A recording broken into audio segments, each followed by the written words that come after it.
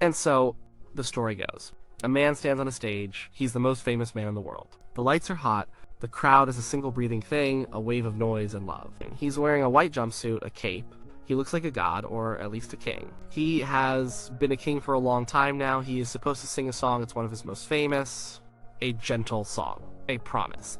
It's the song they play at weddings, the one he sang in his first movie. It's a moment of quiet in a show full of thunder. The band starts the familiar, soft melody. The crowd sighs. They know this one. They love this one. He opens his mouth. But the words that come out are not the words they expect. They are not the words on the record. They are not the words of the promise. They are something else, something darker, something that sounds broken.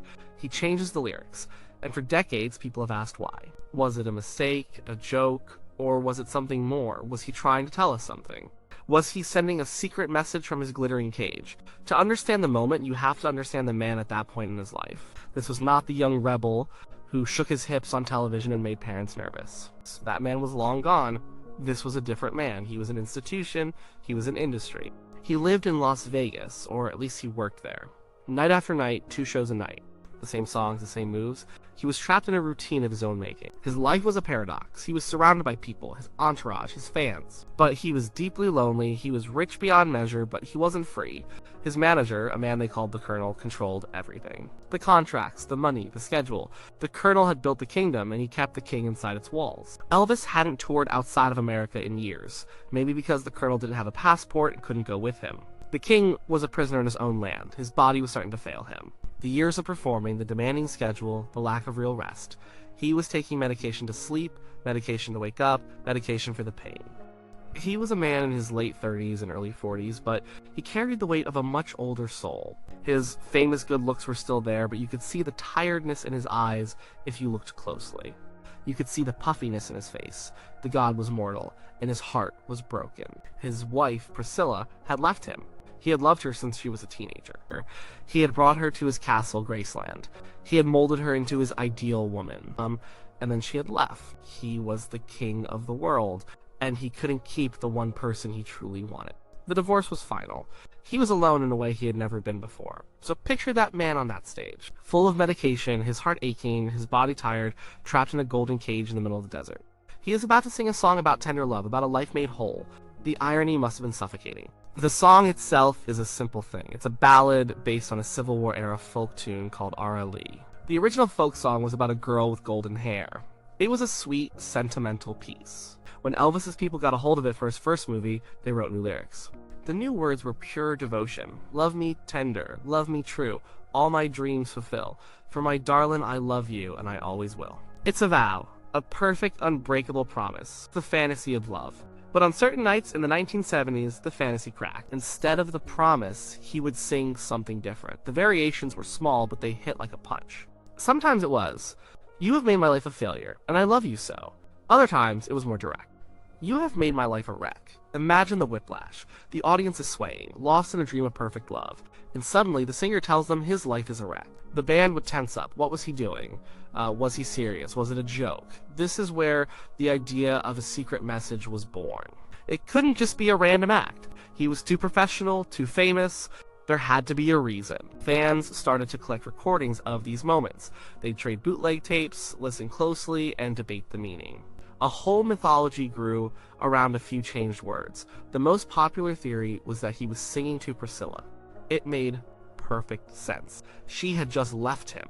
His life did feel like a wreck. He was a man who got everything he wanted, except for her. On stage, in front of thousands, he couldn't call her, he couldn't beg her to come back. But he could sing. He could take the song that represented their early idealized love and twist it into a reflection of his current pain. It was a public broadcast of a private heartbreak, a message sent out into the ether, hoping she might hear it. He was telling her, and the world, you did this to me. You broke me, and I still love you. It was a cry of pain from a man who wasn't allowed to cry. Kings aren't supposed to show weakness, but in that moment he did. Another theory pointed the finger at his manager, Colonel Tom Parker. The Colonel was a master manipulator. He had discovered Elvis, or at least he had taken control of his career early on. He made him a star, but he also took a huge percentage of his earnings. He controlled every deal, every movie, every concert. In the 70s, he had booked Elvis into the International Hotel in Las Vegas for years on end. It was lucrative, but it was a grind. It kept Elvis in one place, easy to manage, like a prize animal in a zoo. Many people in Elvis's inner circle felt the Colonel was destroying him, working him too hard, isolating him from the real world, and ignoring his declining health. So, when Elvis sang, "You have made my life a wreck," was he secretly talking about the Colonel? It was a message he could never say out loud. To defy the Colonel was to defy the entire structure of his life. But on stage, he was his own man, if only for a few seconds. He could change a word. He could send a signal to those who were paying attention, a signal that he knew he was trapped. He was telling his band, his friends, maybe even himself, that he knew his life was not his own. The man who was making him a fortune was also the man who was making his life a wreck. It was a subtle, desperate act of rebellion, and then there was the darkest theory. That the message wasn't for one person, it was for everyone. It was a general cry for help, at a confession. The man in the glittering suit was telling the world that the image was a lie. You see a king, but I am a wreck. You see a legend, but my life is a failure. He was surrounded by adoring fans, but he was drowning. The prescription drugs, the isolation, the pressure to be Elvis every single second of every single day. It was all too much. The changed lyric was a crack in the facade, a moment of terrifying honesty. He was telling us he was in trouble, and we were all just sitting there applauding. We heard the words, but we didn't understand the message. We thought it was part of the show. These theories are compelling.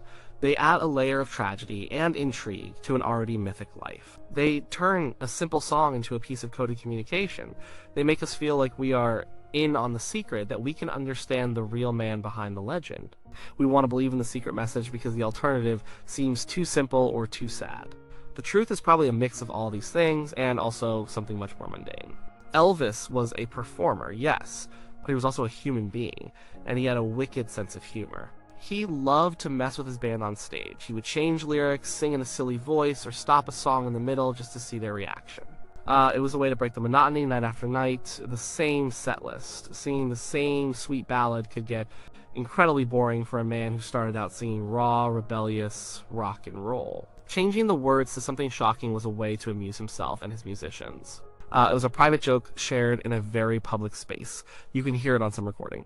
After he sings the strange line, you can sometimes hear a little laugh in his voice, a smirk in his delivery. He was just being mischievous. He also sometimes just forgot the lyrics. By the mid-70s, his health was poor. The combination of prescription drugs he was taking could make him groggy, confused. It's entirely possible that he got to that line in the song, and his mind went blank, so he just filled it in with whatever came to his head. In that moment, his life probably did feel like a wreck, so that's the word that came out. It wasn't a pre-planned message. It was a Freudian slip. A moment where his subconscious broke through and spoke its truth, accidentally, into the microphone. So, which is it? A coded message to his ex-wife? A secret jab at his manager? A desperate cry for help? A backstage joke? An honest mistake? It was probably all of them at different times. It's unlikely he had one single secret reason that he used consistently. The reason he changed the lyric on a Tuesday in 1973 might have been different from the reason he changed it on a Saturday in 1975. On one night, he might have been thinking of Priscilla and feeling a pang of genuine heartbreak. On another, he might have just had a fight with the Colonel and felt a surge of resentment. And on a third night, he might have just been feeling silly and wanting to make his bass player laugh. The man was not a simple machine. He was a complex, emotional, and often contradictory person. The idea that he had a single, consistent, secret message is probably a fiction created by fans who needed a simple story to explain a complicated man. The reality is more chaotic, more human. His performances weren't perfectly scripted plays. They were live events, and he was a live wire. Anything could happen. His mood, his health, his memories, they all came on stage with him. And sometimes, they spilled out in unexpected ways. But here's the most important part. Even if it wasn't a deliberately coded secret message, it was still a message. And the message was true. His life, in many ways, had become a wreck. The theories, even if they are factually wrong about his intent, are emotionally right. The fans who heard those changed lyrics and felt a shiver of concern were not mistaken. They were picking up on something real. They could sense the sadness behind the smile. They could see the prisoner inside the king. The changed lyric was a confirmation of that feeling. It was a moment where the mask slipped. The perfect image of the romantic superstar faltered, and for a second, we saw the real man underneath. It was a man who was lonely, who was in pain, who was trapped, and that is why the story endures. It's not about the code. It's about the truth. The code was supposed to contain. We are fascinated by the hidden lives of famous people. We want to know what they are really thinking, what they are really feeling. We look for clues, for signs, for cracks in the polished surface. We want to believe that we can understand them, that we can connect with them on a human level. The story of the changed lyric gives us that. It makes us feel like we have special insight. We're not just consumers of the music, we are interpreters of the man's soul. In the end, it doesn't really matter if he meant to send a message or not. A message was received. The message was that being the king of the world is not enough to make you happy. The message was that fame is a cage. The message was that even the biggest star in the world can have a broken heart. The song was supposed to be a simple promise, a statement of pure, uncomplicated love. It was a fairy tale in 3 minutes. But on those nights, he turned it into a tragedy. He reminded us that love is not always tender, and that lives can be made whole and then broken again. He used the most romantic song in his catalog to tell us the least romantic truth, that he was hurting. It's one of the most famous ballads ever written, a song known by millions, hummed by generations. It was a vow of eternal devotion, taken from an old folk melody, and turned into a pop culture monument. And for a few fleeting, strange moments on a Las Vegas stage, it became a confession. The song was Love Me Tender.